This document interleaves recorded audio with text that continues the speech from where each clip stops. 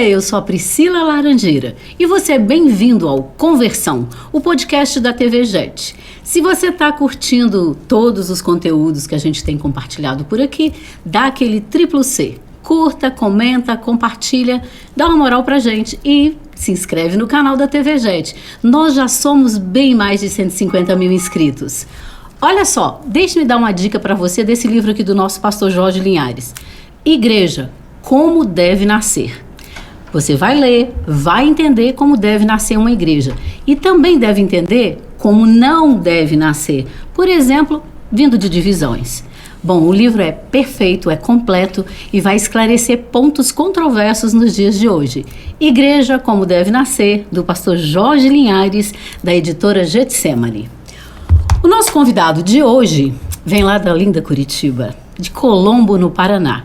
E ele é o pastor sênior, pastor presidente da Igreja Família Provedor. Ele esteve na Igreja Batista Getsemane, ministrando em vários cultos e também em algumas de nossas missões. Bem-vindo, pastor Josué Martins. Graça e paz, Priscila. É um prazer estar aqui com todos os ouvintes, aqueles que vão entrar também nesse podcast. Foi um privilégio estar aqui, esses 3 cultos. Para mim foi surpreendente o que Deus fez aqui. E também estar debaixo dessa unção do pastor Jorge Linhares. Para nós, a unção que você respeita é aquela que você atrai. Amém. Casado com a Graciele, pai do Gabriel? Arthur, Gabriel e Ana Luísa. Isso. Saudade já da família? Vamos embora hoje. Por que Família Provedor? Família Provedor nasceu de uma conferência que eu fazia, o Deus Provedor. E quando a gente foi registrar esse nome, já tinha uma igreja, o Deus Provedor. E a gente sempre chamava nos cultos, vamos para a Família Provedor, nós somos uma família provedor. Aí eu chamei a advogada da igreja e falei, vamos registrar Família Provedor. E nós temos uma visão dentro da Família Provedor, amar, servir e restaurar. E a gente sempre costuma dizer, Família Provedor, para essa família só falta você. Oi, ok, minha filha está em Curitiba, vai Pode que, né? Amar, servir e restaurar. Por que amar, servir e restaurar? Porque nem sempre quem ama, ele serve, nem sempre quem serve, ele ama. E nós temos essa visão porque todo aquele que é amado, ele precisa servir, e todo aquele que serve precisa ser restaurado. Então a igreja ela tem essa visão, amar, servir e restaurar. Todos que chegam são amados, e aqueles que são amados passam a servir. E aqueles que servem passam a se restaurar e restaurar vidas também. Essa é a nossa visão. Amém. Quando vocês começaram a igreja lá no Paraná, a região é bem rica de igrejas. Sim. Mesmo assim, vocês começaram com uma nova visão. Na região, vocês fazem o quê? Inclusão social também?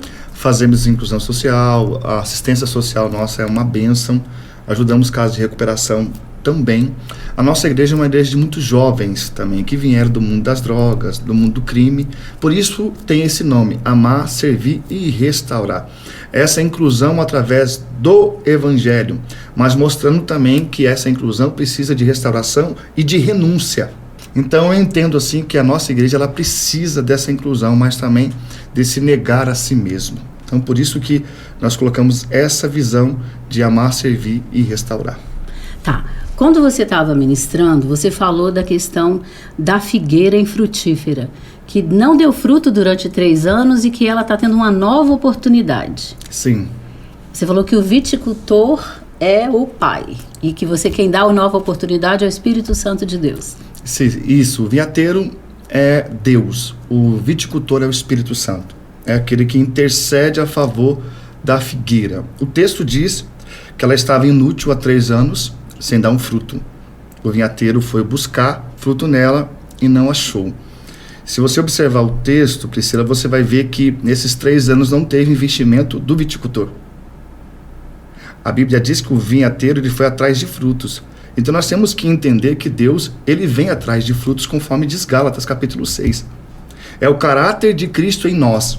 Aperfeiçoando. E o caráter de Cristo em nós, como diz João capítulo 15, no capítulo 15 tem 7 permaneça. Aquele que permanece, permanece. E no verso 7, 8 e 9, Jesus disse, aquele que está em mim, esse dá muito fruto. Então nós temos que entender que estar em Cristo é frutificar e dar fruto. Ou ele fala assim, vou estercar, vou adubar, vou cuidar para ver se no próximo ano dá fruto. No contexto atual, Israel é a figueira. Sim. Como é que está isso? Os inimigos em volta ali. Você vê todas as parábolas de Jesus apontam para a vinda do reino. Sim. Óbvio. O reino já chegou, mas e agora? No contexto atual, como é que você vê essa situação? Eu vejo Israel cercada. Cheio de inimigos, né? Cheio de inimigos, né? O salmista diz que Deus plantou Israel. Isaías capítulo 5, versículo 5 diz também que Deus plantou Israel. E observe que foi o próprio Deus. Deuteronômio capítulo 32, versículo 10 diz que Deus rodeou, guardou e salvou e cuidou de Israel como a menina dos seus olhos. Zacarias diz isso, que quem toca na menina toca nos olhos de Deus. Opa! Não é fato? Então, Deus plantou Israel para ser de fato diferente. Porque os frutos da videira, se você olhar naquele contexto cultural, tinha que pisar para poder dar suco. Não é verdade? Esmagar, né? Esmagar. Você falou isso, esmagar. Isso. Só que a figueira, ela produz o quê? Figo. E era também usado para sarar as feridas Uma dos pasta, soldados. né? Que põe na... Só que a uva se pisa. Agora, o figo se esmaga. Então nós vemos que Israel está sendo esmagado pelos seus adversários. Mas o próprio fruto de Israel está sarando os seus soldados que estão feridos na batalha. Glória a Deus. Então, é o que a Bíblia diz que Deus disse para Jó, né? Deus abriu a ferida, mas Deus mesmo vai ligar. É isso que eu creio. Com a visão de amar, servir, restaurar, a igreja certamente está promovendo e causando impacto na região.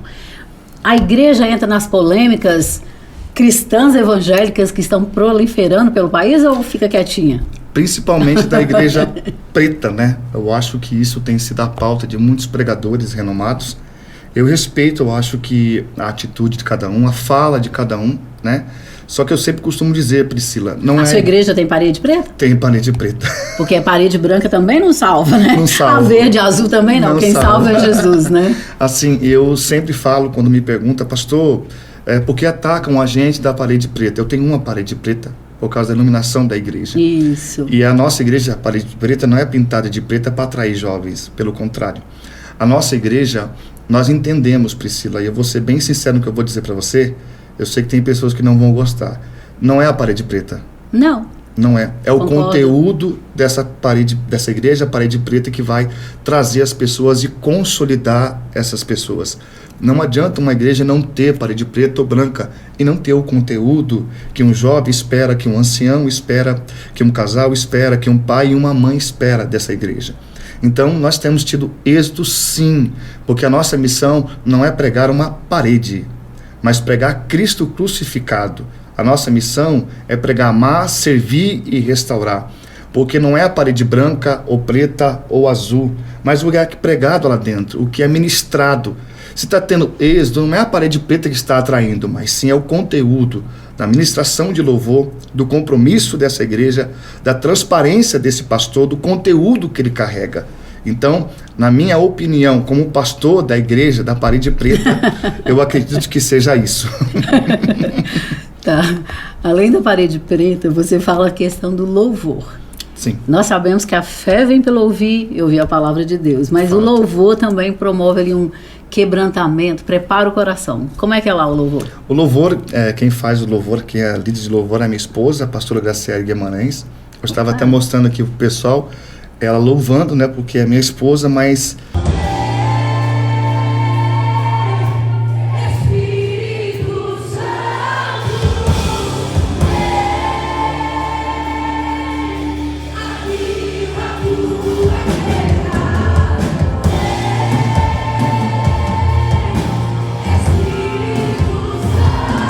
A voz dela sara a nossa alma. Amém. Olha só.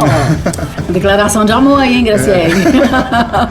E assim, as pessoas costumam dizer para nós que nós temos uma igreja que tem um bom louvor e que tem uma boa palavra. Então, nós temos tido êxito. Deus tem sido generoso conosco, Priscila, porque sabe do nosso compromisso, do nosso empenho e da nossa transparência como pastor e como pastora daquela igreja. Então, a minha esposa se dedica, eu vejo diariamente a dedicação, porque a vida do ministro não é feita em cima do altar, mas sim nos seus bastidores diários, né? E ela tem uma vida com Deus, é uma mulher que levanta todos os dias 3 horas da manhã para orar.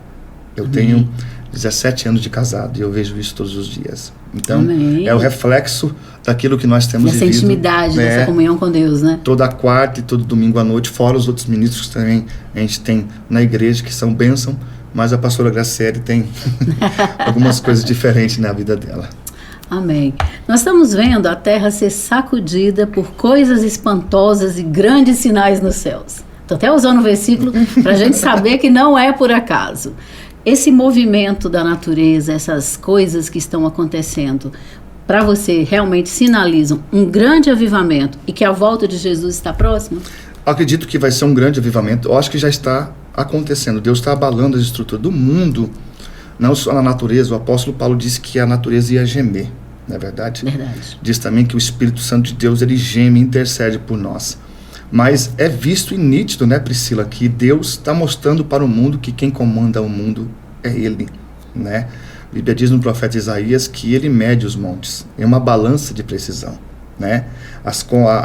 Os mares estão na sua concha. Então, eu acredito, né, estudando um pouquinho de Apocalipse com alguns amigos, eles dizem que falta 21 profecias para finalizar tudo, que significa 3% de tudo. Então nós acreditamos que o Apocalipse está chegando, mas antes disso virá um derramamento do teu Espírito sobre nossa carne, conforme diz o profeta Joel. E eu creio que as igrejas já estão sentindo, porque o que procede um grande avivamento é o arrependimento. Não tem avivamento se não tiver arrependimento. Por isso que João Batista chamava a multidão para o arrependimento. Arrependei-vos. Então, Priscila, para um grande avivamento é necessário um grande arrependimento do povo de Deus. Porque se não tiver esse arrependimento, não existe um grande avivamento na terra. Boa, você falou aí, mas ontem eu estava percebendo na ministração que durante todo o tempo você estava incomodado com a falta de reação. Sim. Por que essa falta de retorno, a empatia? Você estava sentindo que as pessoas estavam frias? Às vezes eu sempre falo, não só ali como falo na minha igreja, a nossa geração tem informação. Muita informação, pouco conhecimento. A nossa geração, ela lê tudo, menos a Bíblia. Então, quando você tem um povo que lê mais a Bíblia, a reação é um pouco diferente. E quando você tem um povo que está buscando a Deus, jejuando, oração, sendo separado, vindo para o culto para entregar um culto, porque o culto é uma entrega. Verdade. Culto é uma entrega. Culto não é lugar de você pedir, culto é lugar de você entregar. É o culto no corpo. Nós cultuamos a Deus no corpo. Eu sempre costumo dizer que o culto ele é individual, Priscila. Você precisa prestar o teu culto e a outra pessoa do seu lado não vai prestar o culto para você.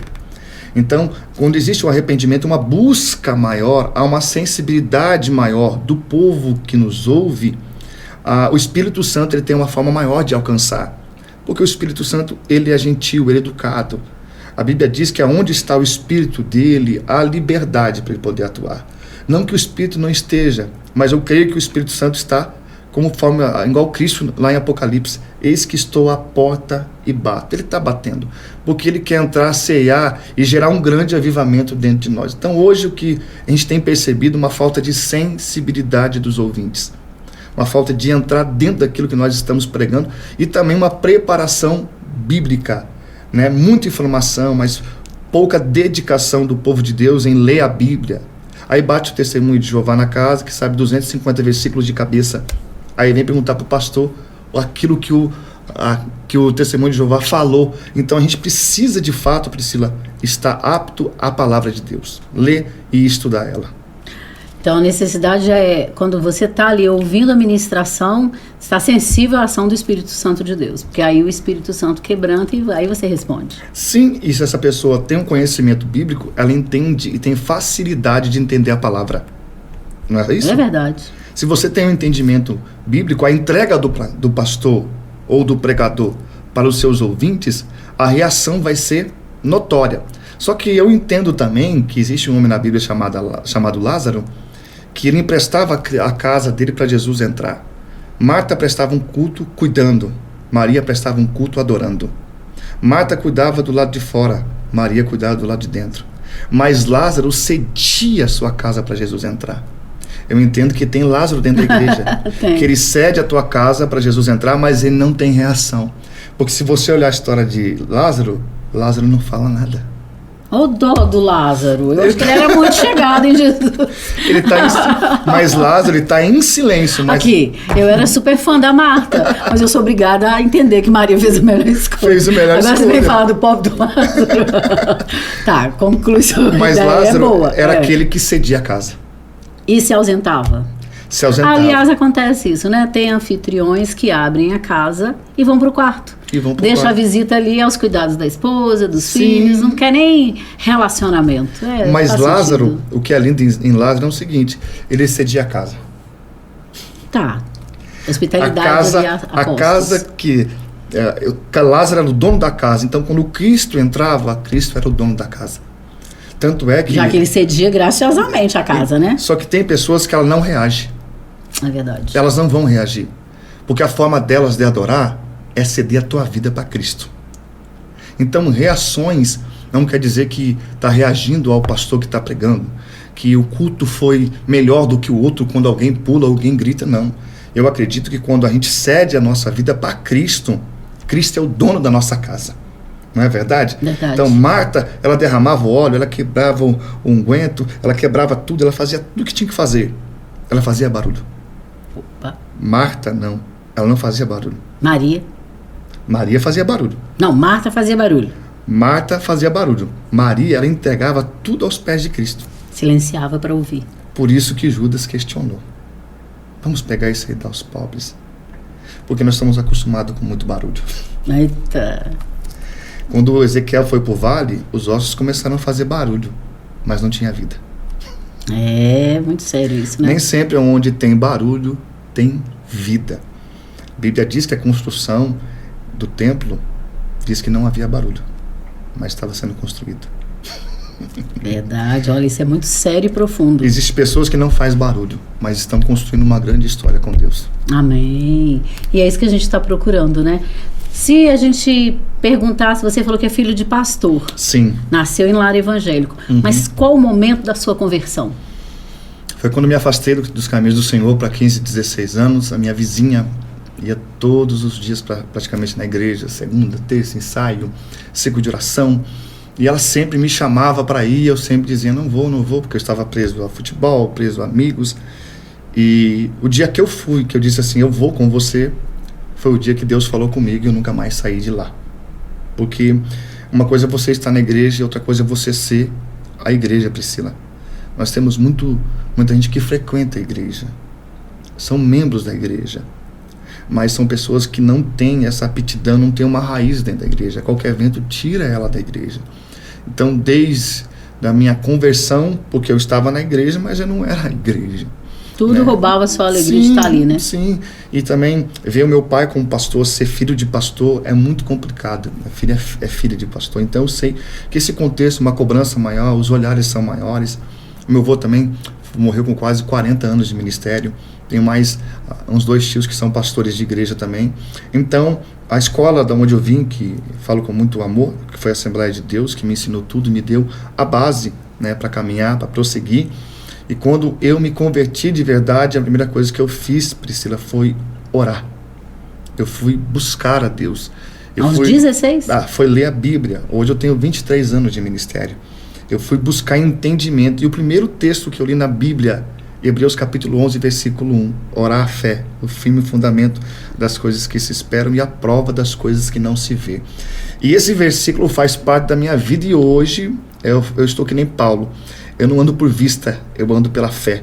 A nossa igreja foi aberta pela fé, começou numa garagem. Nós temos o que temos lá hoje, quase 700 membros em 5 anos pela fé. Muito rápido, Fizemos uma reforma de R$500 mil sem ter R$1 no bolso pela fé. Então, o que eu digo para você, o texto que eu li é o texto que eu vivo há 23 anos constantemente. Fé. Por isso que a igreja se chama Família Provedor. Legal. O que você gostaria de falar para o pessoal que te segue, que te acompanha e que vibra ali quando você ministra, quando você louva? Priscila, eu quero falar nessa câmera aqui para os meus membros, para quem vai assistir esse podcast. Família Provedor é um presente de Deus para mim. Família Provedor me sarou, me curou. Família Provedor me levantou, me deu a segunda chance para mim ser o que eu sou hoje. Família Provedor constituiu dentro de mim o amar, servir e restaurar, não esquecendo também da minha esposa, dos meus filhos, que são a minha base, que sem eles eu não seria pastor, porque foi eles que disseram, vamos porque Deus é conosco. Então, eu quero liberar uma palavra sobre você que vai estar ouvindo da família Provedor. Eu sei que nós passamos dias difíceis, mas Deus tem sido conosco. A Bíblia diz que a árvore é conhecida pelos frutos. E os nossos frutos estão sendo glorificados por Deus. E que Deus possa abençoar você, que nós possamos continuar nessa graça, nessa unção que nós temos vivido todos os cultos da família Provedor. Bom, Deus abençoe. Amém. Pastor, muito obrigada aqui pelo papo aqui no Conversão. Nós ainda vamos ter oportunidade de ouvi-lo. E eu gostei muito que o senhor falou que é importante conhecer a palavra. Sim. O povo pega por quê? Falta de conhecimento. Amém. Muito obrigada. Se você está gostando desse papo, fica atento. O pastor também tem redes sociais. Conta aí pra gente os endereços. Pastor Josué Martins, e também temos a família Provedor. Entra lá, segue nós, que eu tenho certeza que você vai ser abençoado com o conteúdo que nós temos lá. Amém. Até a próxima. Deus abençoe vocês.